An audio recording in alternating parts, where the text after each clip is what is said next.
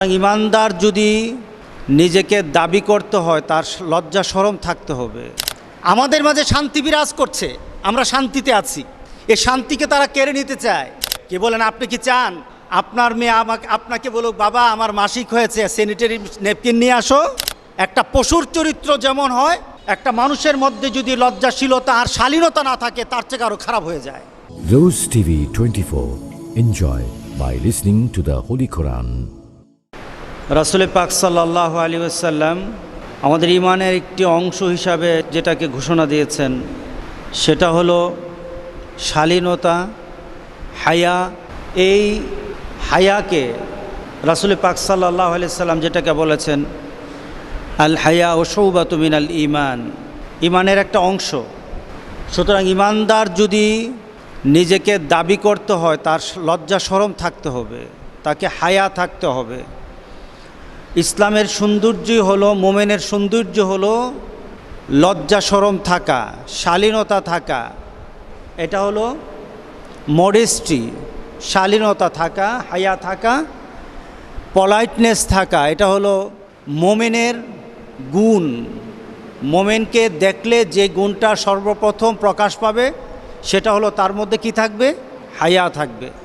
বর্তমান সমাজে মুসলমানদের ভিতরে যে হায়া শরম আছে, লজ্জা শরম আছে, যে শালীনতা আছে, যতটুকুই আছে, এটা মানার কারণে, এটা থাকার কারণে সামাজিক যে একটা বন্ধন আমাদের মাঝে আছে,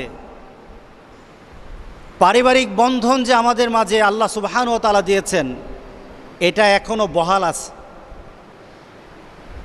এই লজ্জা শরম থাকার কারণে আমরা এখন পিতামাতাকে মানি, স্ত্রীর প্রতি আমাদের আন্তরিকতা আছে, সন্তানের প্রতি আমাদের দৃষ্টি আছে, সন্তান বাবার প্রতি শ্রদ্ধাবোধ, মার প্রতি শ্রদ্ধাবোধ আছে।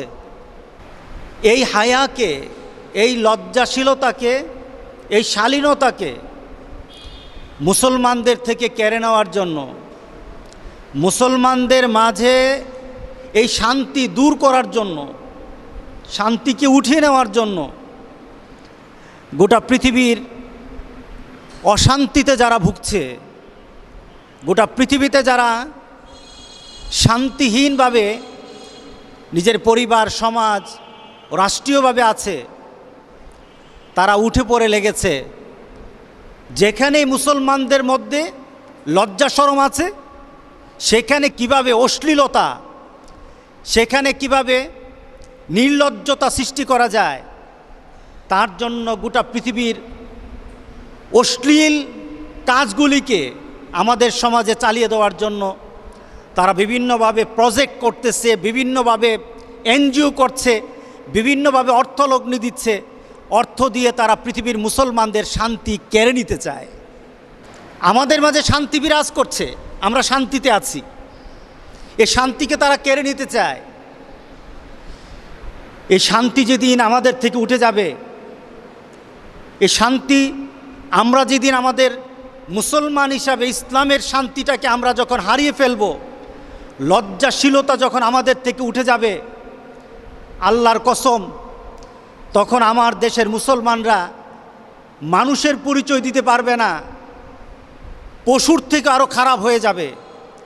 একটা পশুর চরিত্র যেমন হয়, একটা মানুষের মধ্যে যদি লজ্জাশীলতা আর শালীনতা না থাকে তার থেকে আরও খারাপ হয়ে যায়। প্রচেষ্টা চলছে, আজকে আপনাদের কাছে কিছু প্রমাণ দেব। আজকে আমাদের সমাজের মধ্যে সেই পাশ্চাত্য পশ্চিমা দেশের সে চিন্তাধারা, তাদের পারিবারিক অবস্থাকে আমাদের মধ্যে সৃষ্টি করার জন্যে তারা কিভাবে চেষ্টা চালাচ্ছে। ও মুসলমান, আপনি যদি আপনার জমিনটাকে সুন্দর রাখতে চান, আপনি কিন্তু প্রথম জমিনের আগাছাগুলি বাছবেন, আগাছাগুলি দেখবেন, ঠিক না? নাকি আগে ধান গাছ দেখেন? আগে কি দেখেন? আগাছা। ওই আগাছাগুলি উঠাতে পারলেই দেখা যাবে জমিনের ফসল যাই থাকে ঠিক থাকবে, কম থাকুক আর বেশি থাকুক। সুতরাং আগাছাগুলি জানতে হবে আমাদের। আজকে আমাদের সমাজের মধ্যে সে পাশ্চাত্যের, পশ্চিমাদের আগাছাগুলি এখন সৃষ্টি হচ্ছে। আমি গত কয়েকদিন আগে একটা কথা বলেছিলাম, আবার আরেকটা প্রমাণ দেই। গত কয়েকদিন আগে খুলনায় একটা গার্লস স্কুল অ্যান্ড কলেজ, সেখানে 3টা যুবক ছেলে স্কুলের মেয়েদেরকে শালীনতা শিক্ষা দিবে, সচেতনতা শিক্ষা দিবে। শালীনতা নয়, সচেতন করবে, সচেতন। কিভাবে করবে দেখুন। সেই 3টা ছেলের নাম হলো, একটা ছেলের নাম হলো জীবন ঘোষ, তার সহযোগী ছেলেটার নাম হলো শুভ পাল ও জীবনী রায়। সবাই আমাদের চরিত্রের, নাকি মুসলমানদের চরিত্রের। আমাদের মুসলমান মেয়েদেরকে এরা সচেতন করছে। এদের যে প্রজেক্টটা ছিল, কর্মশালাটা ছিল, কর্মশালার নাম হলো উই ফর অ্যাডলেসেন্ট, অর্থাৎ যারা কিশোর তাদের জন্য আমরা কিছু করতে চাই। যারা কিশোর, কিশোর মানে কি? আপনার বাচ্চার, আপনার সন্তানের বয়স 12 থেকে 15 পর্যন্ত, 15 বা 16, 17 পর্যন্ত, এই ধরনের বাচ্চাদেরকে তারা সচেতন করতে চায়। স্কুলটা কিন্তু মেয়েদের স্কুল। ওই স্কুলের মধ্যে যারা পড়ে সবগুলি এরা মুসলমান দেশের মেয়ে, আপনার আমার সন্তান। ওদেরকে শিক্ষা দিচ্ছে, এই 3টা হিন্দু ছেলে শিক্ষা দিচ্ছে। স্লোগানটা কি? তাদের শিক্ষার কথাটা কি ছিল? মেয়েদেরকে বলতেছে, ছোটো ছোটো মেয়েদেরকে বলতেছে যে তোমাদের যখন মাসিক হবে তখন এই মাসিকের কথা তোমার ভাইকে বলবা। তোমার যখন মাসিক হয়, মাসিকের কথা তোমার বাবাকে বলবা। তোমার মাসিকের সময় যখন তোমার স্যানিটারি নেপকিন কিনা লাগে, এই নেপকিন তুমি দোকান থেকে কিনবা, লুকিয়ে নয়। তোমার স্কুলের ব্যাগ তুমি যেমন দেখিয়ে দেখিয়ে চলো, স্কুলের ব্যাগটা যখন সবাই দেখে তোমার যেমন লজ্জা লাগে না, তুমি স্যানিটারি ন্যাপকিন কিনবা, তুমি রাস্তায় হাঁটবা, মানুষকে দেখিয়ে দেখিয়ে এটা কিনবা, তোমার ভিতরে যেন লজ্জা না থাকে। তোমার ভাইয়াকে গিয়ে বলো, ভাইয়া আমার তো ন্যাপকিন শেষ হয়ে গেছে, তুমি যদি 1 প্যাকেট এনে দিতা, তোমার ভাইয়া কি লজ্জা পাবে? পাবে না তো, বরং সে খুশি হবে না? আচ্ছা, তাহলে আমরা কি কে কে বাসায় গিয়ে বলতে পারবো ভাইয়া আব্বুকে যে আমাকে একটা ইয়ে করে দাও, প্যাডের বক্স এনে দাও? হাত তুলো, কে কে পারবা? জোরে বলো, আমি পারবো, জোরে। আচ্ছা, ধন্যবাদ তোমাদেরকে। আর আরেকটা ব্যাপার হচ্ছে, তোমরা কি ওই যে একদম লাগেজের মধ্যে ভরা যায় না, কাগজ দিয়ে পেঁচায়, কাপড় দিয়ে পেঁচায়, তারপর পারলে বস্তার ভিতরে ঢুকা যায়, তাই না? তো এটা কি ঠিক বলো তো? এটা কি লজ্জার কোনো ব্যাপার? তো আমাদের কি উচিত? দোকানদারকে বলা, ভাই এইভাবে দিয়ে দেন, আপনি ডাইরেক্ট দেন, আমরা নিয়ে যাচ্ছি, তাই না? তো এর পরের দিন কি আমরা এইভাবে করতে পারবো? এতে কি হবে বলো তো? এতে তোমার আশেপাশে যারা এই ব্যাপারটা লজ্জা পায়, তারা আর লজ্জা পাবে না। তাদের লজ্জাটা 1 দিন 2 দিন 3 দিনের বেলায় কেটে যাবে। কিন্তু তো আমরা কি এই কাজটা করবো? লজ্জাটা কি কাটাই দিতে পারবো? তো তোমরা কথা দিলা তো? জোরে নাউজুবিল্লাহ বললেন না। এটা কি আমাদের মুসলমানদের পরিচয়? এটা কি আমার মুসলমানের সন্তানের পরিচয়? এটা কি আপনার মেয়ের পরিচয়? এটা আমার মেয়ের পরিচয় নয়। এটা কোনো মুসলমান মেয়ের পরিচয় হতে পারে না। কারণ মুসলমান মেয়ের পরিচয় কি হবে? মুসলমান মেয়ে কিভাবে আচরণ করবে তার বাবার সাথে, তার মার সাথে, তার পিতার সাথে, তার ভাইয়ের সাথে, পরিবার পরিজনের সাথে, সেটা দেখিয়ে গেছেন পৃথিবীর শ্রেষ্ঠতম মহামানব মুহাম্মদ রাসূলুল্লাহ সাল্লাল্লাহু আলাইহি সাল্লাম। তুমি জীবন ঘোষ, তোমার চরিত্র কেমন? তোমার মাঝে কি আছে? তোমার ধর্মের মাঝে শালীনতা আছে, ওই শালীনতাগুলি কথা বলো। তোমার অশালীন কথাগুলি, অশালীন আচরণগুলি তুমি আমার মেয়েদেরকে শিখাবা, আমার বাচ্চাগুলিকে শিখাবা। এটা কিন্তু আমরা বরদাস্ত করব না। কি বলেন? আপনি কি চান আপনার মেয়ে আপনাকে বলুক, বাবা আমার মাসিক হয়েছে, স্যানিটারি ন্যাপকিন নিয়ে আসো? নাউজুবিল্লাহ। আপনার মেয়েকে এত অসভ্য আপনি দেখতে চান? আজকে তারা বানাতে চায়। কেন চায়? তারা দেখেছে মা বাবার সম্পর্ক, সন্তান আর বাবার সম্পর্ক গোটা পৃথিবীর মধ্যে মুসলমানদের মধ্যে যা আছে এখন ইউরোপ আমেরিকা এখন নাই। বাবাকে এতটুকু পর্যায়ে রেখেছে, বাবা যদি ঘরে থাকে তাহলে মেয়ে নিজেকে মেয়ে অসতর্কতার মধ্যে থাকে। কারণ কোন সময় বাবা তার উপর আক্রমণ করে, মেয়ে ভয়ে থাকে, মেয়ের মা ভয়ে থাকে। বাবাকে পর্যন্ত ওই সমাজ মেনে নেয় না, বাবাকে মনে করে কখন জানে মেয়ের উপর আক্রমণ করে, তার চরিত্র হনন করে। ওই সমাজে চিন্তা করতে পারে, কিন্তু আমাদের সমাজে আমরা চিন্তা করতে পারি না। এখন তারা চাচ্ছে এরা কর্মশালা নিয়ে আপনার মেয়ে যে স্কুলে পড়ে ওই স্কুলে ঢুকতে চায়, এরা ঢুকবে। এরা খুলনার স্কুলে ঢুকবে না, এরা কুমিল্লার, কসবার, ব্রাহ্মণবাড়িয়ার স্কুলে পর্যন্ত যাবে। আপনার মেয়েকে শিখাবে কিভাবে চরিত্রহীনতা সৃষ্টি করা যায়। কয়েকদিন পরে আপনার মেয়েকে বলবে, শিক্ষা দিবে যে তোমাকে বাঁচতে হলে জানতে হবে। তারা আবার আপনার মেয়েকে শিক্ষা দিবে, তোমাকে যদি বাঁচতে হয় তাহলে জানতে হবে। কি জানতে হবে? যে পৃথিবীতে একটা চরম রোগ আছে, একটা বিপদের রোগ আছে, এটা হলে আর বাঁচে না। এটার নাম হলো এইডস। এটার নাম কি? এইডস। যদি এইডস রোগ হয় তাহলে বাঁচে না। আর এইডস রোগ হওয়ার পিছনে সর্বপ্রথম কারণটা হলো অবাধ যৌনাচার। তোমাকে জানতে হবে, তুমি যখন যৌনাচার করো, অবাধ যৌনাচার করো, অর্থাৎ তোমার বৈধ যৌন তোমার চাহিদা না মিটিয়ে তুমি যখন অবৈধভাবে কারোর সাথে যৌনাচার করতে চাও, তোমাকে জানতে হবে, বাঁচতে হবে। আর বাঁচার জন্য কি করতে হবে? তোমাকে জানতে হবে বাঁচার জন্য কি পদক্ষেপ নেওয়া যায়, কি ব্যবহার করা যায়। কয়েকদিন পরে আপনার মেয়ে যখন কিশোরী স্কুলগুলিতে আপনাকে শিখাবে, আপনার মেয়েকে শিখাবে কিভাবে কন্ডম ব্যবহার করতে হয়। নাউজুবিল্লাহ বলেন। আরম্ভ হয়ে গেছে। ও মুসলমান, এদিকে আপনি নামাজ পড়েন, এদিকে আপনি হজ করতে যান, আর আপনার মেয়ে আরেকদিকে আরেক ছেলে নিয়ে ঘুরে। এই নামাজ আর এই হজে আপনাকে জান্নাতে নিবে না। কথা ঠিক আছে কি না? আপনাকে কি করতে হবে? এই সমাজটাকে একটা বন্ধনে আনতে হবে। এই বন্ধনের নাম হলো আল্লাহর বন্ধন। এই বন্ধনের নামে মুহাম্মদ রাসূলুল্লাহ সাল্লাল্লাহু আলাইহি ওয়াসাল্লামের বন্ধন। এই বিধানে আনতে হবে। সুতরাং আজকে আরম্ভ হয়ে গেছে সমাজে। আমাদের স্কুলগুলি টার্গেট করছে, যখন দেখলো আপনাদের বাড়িতে গিয়ে কাজ হবে না, বাড়িতে গিয়ে কথা বললে কেউ না কেউ কথা বলবে, তখন কুমুলমতি মেয়েদেরকে, কুমুলমতি ছেলেদেরকে হাতে নিয়েছে তারা।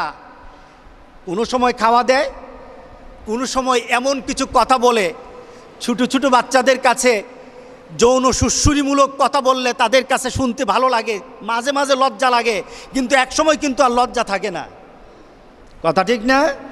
একসময় শুনতে আর লজ্জা থাকে না। আমি এই ছেলের জীবন ঘোষের অনুষ্ঠানটাকে আমি ভিডিওতে দেখেছি। সে যখন প্রথম দিক থেকে কথা বলে, মেয়েগুলি কথা বলে না, শুধু শুনতে ছিল, লজ্জায় জোরুসুরু হয়ে গেছে। কিন্তু জীবন ঘোষের কথার কারণে বিভিন্নভাবে কথার পর্যায়ে তাদেরকে বাধ্য করেছে কিছু কথা বলতে। ওরা উজ্জীবিত হয়ে গেছে কথাতে। ওদের মধ্যে লজ্জাহীনতা হারিয়ে ফেলেছে, ওদের মধ্যে আর লজ্জাশীলতা হারিয়ে ফেলেছে, লজ্জাহীনতা চলে আসছে। শেষের দিকে তাদেরকে ওই জীবন ঘোষ যা বলে তাই কথা বলে তারা। তো আমরা কি এই কাজটা করব? লজ্জাটা কি কাটাই দিতে পারবো? তো তোমরা কথা দিলা তো জোরে? প্রথম দিকে বলে নাই। তার মানে কি, একটা মানুষকে মোটিভেট করার জন্য, তার মনটাকে ঘোরানোর জন্য যত ধরনের টেকনিক আছে তারা সেই টেকনিক প্রয়োগ করছে। এক সময় না এক সময় আপনার মেয়ে, আপনার ছেলে এমনভাবে লজ্জাহীনতার সাথে চলবে, তখন আপনি চিন্তা করবেন, আহারে কোন সমাজে আসলাম রে, আহারে কোন সমাজে বাস করি রে, পুলা বলেন আর লজ্জা শরম নাই রে। কি বলবেন না? সুতরাং আজকে আমাদেরকে সচেতন হতে হবে। রাসূল পাক সাল্লাল্লাহু আলাইহি সাল্লাম যেই আমাদেরকে শিক্ষা দিয়ে গেছেন, বাবার শিক্ষা দিয়ে গেছেন, আমাদের পর্দার বিধান আছে। আমাদের পর্দার জন্য, পর্দা মানে কি চোখের পর্দা, শুধু তাই নয়, আপনার মুখেরও পর্দা আছে। আপনার চোখের পর্দা আছে, মুখের পর্দা আছে, হাতের পর্দা আছে, আপনার চিন্তার পর্দা আছে। আপনার পর্দার আপনার জন্য অবস্থা আছে, কোন অবস্থা আপনি কতটুকু পর্দা করবেন। বাবার কাছে সন্তানের পর্দা নাই, পর্দা নাই, ভাইয়ের কাছে পর্দা নাই, বোনের কাছে পর্দা নাই, মেয়ের কাছে বাবার পর্দা নাই। এটার একটা পর্যায়ে আবার যখন আপনার স্বামী স্ত্রী যখন হবে তখন একটা পর্যায়ে হবে। আবার যখন 14 শ্রেণীর মানুষ ব্যতীত অন্য কারোর সাথে যখন আবার এক হবেন তখন আবার পর্দা হবে আরেক ধরনের। পর্দার এক এক স্তর আছে। বাবার কাছে পর্যন্ত মেয়ের পর্দা আছে। রাসূল পাক সাল্লাল্লাহু আলাইহি সাল্লাম আমাদের মেয়েগুলি সম্পর্কে বলছেন, তোমার মেয়ে যখন বালেগা হয়ে যায়, অর্থাৎ তাদের পিরিয়ড আরম্ভ হয়ে যায়, তখন তারা যেন তাদের শরীরকে ঢেকে নেয়। তারা যখন তাদের তাদেরকে চলাফেরার জন্য দেহকে যখন ডেকে নেয়, আপনার মেয়ে যখন আপনার কাছে আসবে তখন আপনার মেয়েকে কিন্তু এতটুকু আপনি আনতে পারবেন, 14 জনের সামনে যেতে পারবে না এক পদ্ধতিতে। আর আপনার কাছে যখন আসবে তখন আরেকটা পদ্ধতি অ্যাপ্লাই করতে হবে। মেয়ে কিন্তু হাত কাটা অথবা শর্ট কোনো জামা পরে ভাইয়ের সামনে যেতে পারবে না, বাবার সামনে যেতে পারবে না, শুধু স্বামীর সামনে যেতে পারবে। এখানে পর্দার একটা মান। সুতরাং বাবার সামনেও সন্তানের পর্দা আছে। এই পর্দা মেনেই বাবার সামনে আসতে হবে। কথা ঠিক আছে কিনা বলেন? আপনার মেয়ে বড় হওয়ার পর আপনার মেয়ের সাথে কি আপনি ঘুমাতে পারবেন? কেন পারবেন না? এটা ইসলাম পর্দার বিধান দিয়ে দিয়েছে। এই ঘুমানোটা করতে পারবে সে তার স্বামীর সাথে, একসাথে ঘুমাতে পারবে। কিন্তু বাবা মেয়ে হওয়ার পরও একটা বয়সে মেয়ে আর বাবার সাথে ঘুমাতে পারবে না। এটাই ইসলামের বিধান। কারণ পাশ্চাত্য এই কাজটা করতে করতে বর্তমান পাশ্চাত্যের মধ্যে বাবার মেয়ের মধ্যে কোনো পার্থক্য এখন তারা রাখে নাই। এখন তারা নতুন একটা সিস্টেম চালু করেছে, ইনসেস্ট এটাকে বলা হয়। এটা বর্তমানে ফ্রান্স, পর্তুগাল, যুক্তরাষ্ট্র, নিউ জার্সি, এরপরে স্পেন, এভাবে বিভিন্ন দেশে এটাকে বৈধতা দেওয়া হয়েছে। অর্থাৎ এক পরিবারে বাস করে, খোলামেলা পরিবেশ, মেয়েরও গায়ে কাপড় কম, বাবারও অবস্থা ভালো না, মদ খেয়ে পড়ে থাকে, বিভিন্নভাবে কোনো ধর্মীয় কোনো অনুভূতি নাই, এক জায়গায় থাকে। তখন এক জায়গায় থাকতে গিয়ে মেয়ে, বাবা, ভাই, বোন কিছু খারাপই হয়ে যায়। সুতরাং কি করা যায়? এই দেশগুলির অনেক স্থানের মধ্যে ভাই, বোন, বাবা, মেয়ে যৌন চাহিদা মেটানোর জন্য তারা এটাকে জায়েজ করে দিছে, এটাকে তারা অনুমতি দিয়েছে। কারণ তাদের মধ্যে পর্দার বিধান হয় নাই, তাদের মধ্যে পর্দার বিধান তারা পালন করে নাই। কিন্তু মুসলমানরা এখন পর্যন্ত আলহামদুলিল্লাহ আমরা আমাদের সামাজিক অবস্থা, পারিবারিক অবস্থা, একটা সম্মানবোধের অবস্থা আছে, একটা শালীনতার বোধের মধ্যে আছি। কারণ এখনও মেয়ে বাবার কাছে কোনো জিনিস চাইতে লজ্জা করে, মার কাছে চায়। কথা ঠিক আছে কিনা বলেন? মেয়ে বড় হয়েছে, বাবা তার দিকে তাকায় না, ওইভাবে তাকায় না আগে ছোটকালে যেভাবে তাকাতো। কারণ বাবা চিন্তা করে আমার মেয়ে বড় হয়ে গেছে, এই শালীনতা শিক্ষা দিয়েছে আমার ইসলাম, আমার রাসূল শিক্ষা দিয়েছেন। কথা ঠিক আছে কিনা বলেন?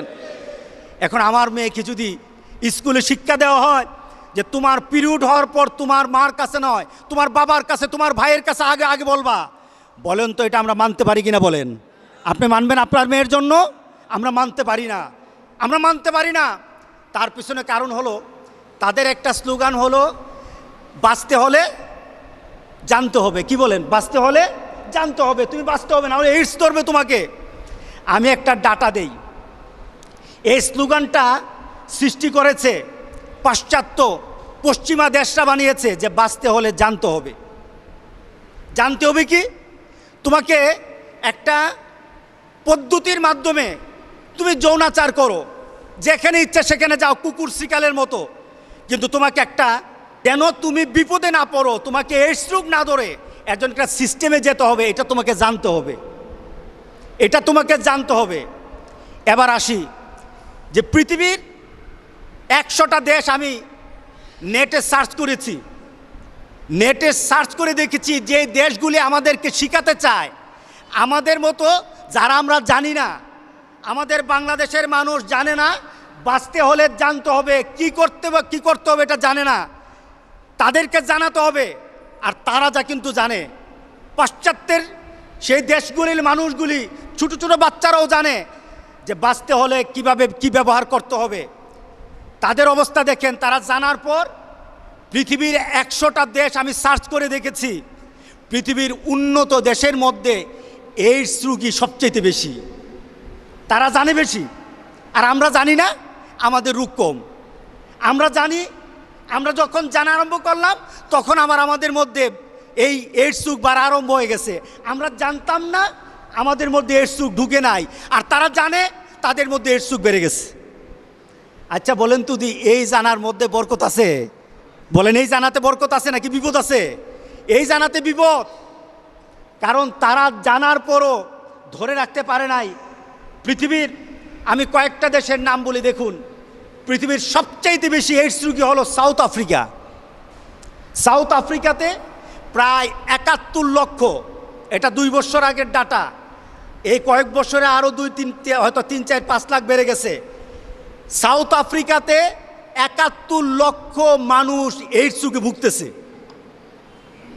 ইন্ডিয়াতে 21 লক্ষ, ফ্রান্সে 1,80,000 2 বছর আগে, স্পেনে 1,40,000, ইটালিতে 1,30,000, অস্ট্রেলিয়াতে 25,000। আমার বাংলাদেশের মানুষ জানে না, গত 2 বছরে এই এইডস রোগের রুগী পাওয়া গেছে, এর মধ্যে অধিকাংশ হলো বিদেশ থেকে আসা, বিদেশ থেকে চলে আসছে। এমন রোগ সব মিলে পাওয়া গেছে মাত্র 14,000। কত হাজার? 2 বছর আগে এটা ছিল 9,000, 2 বছর আগে ছিল 9,000, এখন এটা দাঁড়িয়েছে 14,000। এই 14,000-এর মধ্যে কিন্তু সব বাংলাদেশের থেকে জন্ম না, এরা বিভিন্ন দেশ থেকে বাংলাদেশে চলে আসছে এইডস নিয়ে। সুতরাং আমি আপনাদের কাছে বলতে চাই, তারা বলে বাঁচতে হলে জানতে হবে, তাদের মধ্যে মরার হার বেশি নাকি আমাদের মধ্যে মরার হার বেশি? হ্যাঁ, আমরা জানি না, আমাদের মধ্যে এইডস রোগ কম। তারা বলে আপনারা জানতে হবে, যখনই আমাদেরকে জানাইলো তখনই আমাদের এইডস রোগ বেড়ে গেল। সুতরাং এই জানানোতে বরকত নাই, জানতে হলে আল্লাহর কথা জানতে হবে, মুহাম্মদুর রাসূলুল্লাহ সাল্লাল্লাহু আলাইহি সাল্লামের কথা জানতে হবে। কথা ঠিক আছে কিনা বলেন? ওই পাশ্চাত্যের কথা দিয়ে জীবন বাঁচানো যাবে না, আমার আল্লাহর কথাই মানতে হবে। আমার আল্লাহর কথা হলো বাঁচতে হলে জানতে হবে, আর জানার জন্য তোমার প্রথম ধাপ হলো যে লা তাকরাবু জিনা, জিনা করো না আল্লাহ বলে নাই, জিনার কাছেও যেও না। জিনা হয় এমন কাজ, প্রাইমারি স্টেজের কাজগুলি, জিনা হওয়ার জন্য প্রাথমিক যে স্টেজগুলি আছে ওটার কাছেও যেও না। আল্লাহ বলে না জিনা করো না, আল্লাহ বলেছে কি জিনা হয় এমন পরিবেশ তোমার ঘরের বাইরে কোনো জায়গায় করতে পারবা না। এই বিধান যদি চলে, বলেন তো দেখি এইডস আর হবে? আল্লাহ বলে নাই জিনা করো না, আল্লাহ জিনা করার আগেই তার আগের ধাপগুলি বলেছেন এগুলি বন্ধ করে দাও, এগুলি বন্ধ করো। যদি এগুলি বন্ধ করো তাহলে জিনা তোমার পরিবারে হবে না। কিন্তু মনে রাখবেন, যেভাবে আমাদের স্কুল কলেজগুলিকে টার্গেট নিয়ে নিয়ে আমাদের সন্তানগুলিকে বিভিন্নভাবে আমাদেরকে বিভিন্ন ধরনের তাদের চিন্তাধারা ঢুকিয়ে দিচ্ছে, এই চিন্তাধারা যদি চলতে চায় তাহলে আল্লাহ রাসূলও থাকবে না, ইসলামও থাকবে না। তখন তাদের কাছে পাশ্চাত্যের সেই বাঁচতে হলে জানতে হবে এই স্লোগানটাই তখন ভালো লাগবে। কথা ঠিক আছে কিনা বলেন? আমরা বাঁচতে চাই, আমরা মরতে চাই না, আমরা বাঁচতে চাই। আমরা যদি বাঁচতেই হয় তাহলে আমাদের সেই নীতিতে একটা কথাই ঘোষণা দিতে হবে, আমরা যদি বাঁচতে চাই আল্লাহর নীতিতে বাঁচব। ঠিক না? আমরা কার নীতিতে বাঁচতে চাই? আল্লাহর নীতি। আল্লাহর নীতি মেনে যারা বাঁচতে চায়, আল্লাহ বলেন শান্তি দিয়ে আমি তোর বাড়িঘর ভরে দেব। আর অন্যের নীতি নিবি, এইডস রোগ তোর ঘরে ঢুকাই দেব, তোর ঘরের মধ্যে এইডস রোগ ঢুকাই দেব। বাঁচা তো দূরের কথা, তোর জীবনকে আমি দুর্বিষহ করে দেব। কারণ যেখানে আমার নীতি নাই সেখানে শান্তি হতে পারে না। সুতরাং আমি আপনাদের কাছে এই ডাটা দিলাম, আমাদেরকে বাঁচতে হলে জানতে হবে। আমরা কার কথা জানবো বলেন? জোরে বলেন, কার কথা?